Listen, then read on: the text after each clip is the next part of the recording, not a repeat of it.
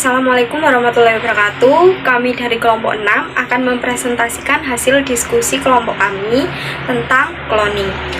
Untuk anggotanya sendiri ada saya sendiri, Dewi Dila Syafira Agustin, Azra Salsabila, Riza Safira, dan Alfira Rizky Ramadia. Yang pertama, pengertian dari cloning. Apa sih cloning itu? Cloning merupakan salah satu bioteknologi modern untuk memultiplikasi genotip hewan yang memiliki keunggulan tertentu dan preservasi hewan yang hampir punah secara aseksual atau tanpa perkawinan.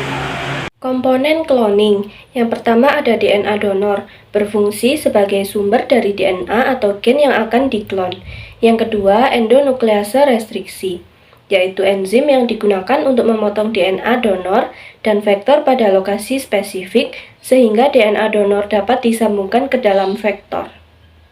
Yang ketiga ada vektor, yaitu plasmid atau bakteriofaga yang digunakan untuk mengintroduksi gen untuk diklonkan ke dalam suatu sel inang yang cocok. Lalu yang terakhir ada DNA ligase, yaitu enzim yang digunakan untuk menggabungkan ujung sambungan atau splice dari vektor dan DNA donor dan kemudian membentuk suatu vektor rekombinan. Selanjutnya, rekombinasi DNA. Teknologi DNA rekombinan merupakan teknik penggabungan DNA dari spesies yang berbeda sehingga akan diperoleh organisme baru dengan sifat-sifat yang diinginkan. Teknologi DNA rekombinasi atau rekayasa genetika yang inti prosesnya adalah cloning gen, yaitu suatu prosedur untuk memperoleh replika yang dapat sama dari sel atau organisme tunggal. Selanjutnya adalah intron dan ekson dalam DNA. Ekson dan intron merupakan bagian dari DNA yang merupakan basa penyandi dan dapat digunakan sebagai ekspresi genetik yang akan dilakukan pada proses cloning.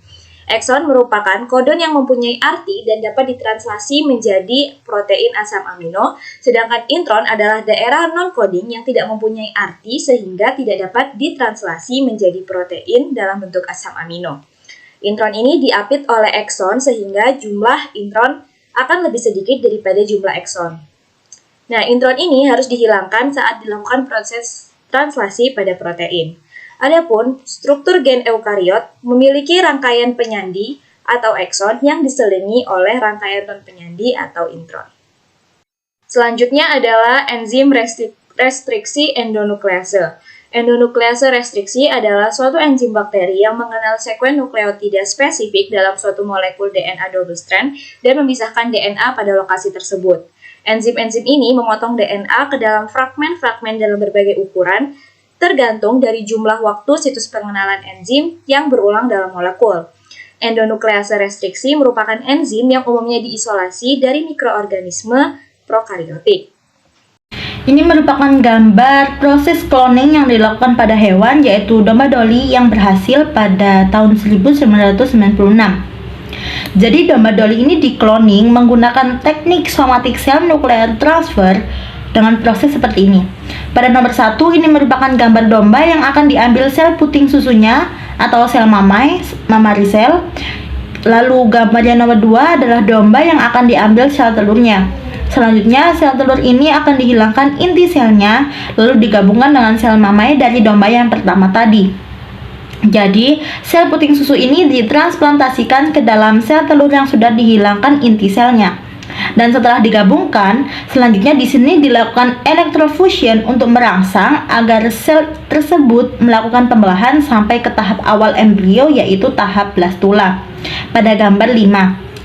Setelah sampai di tahap blastula, selanjutnya blastula tersebut akan ditanam ke dalam rahim induk domba lain yang sudah siap hamil. Lalu blastula akan berkembang dan lahirlah domba Dolly. Domba Dolly ini memang benar hasil cloning karena warna kulit wajahnya yang berwarna putih berbeda dengan induknya yang memiliki kulit wajah berwarna hitam.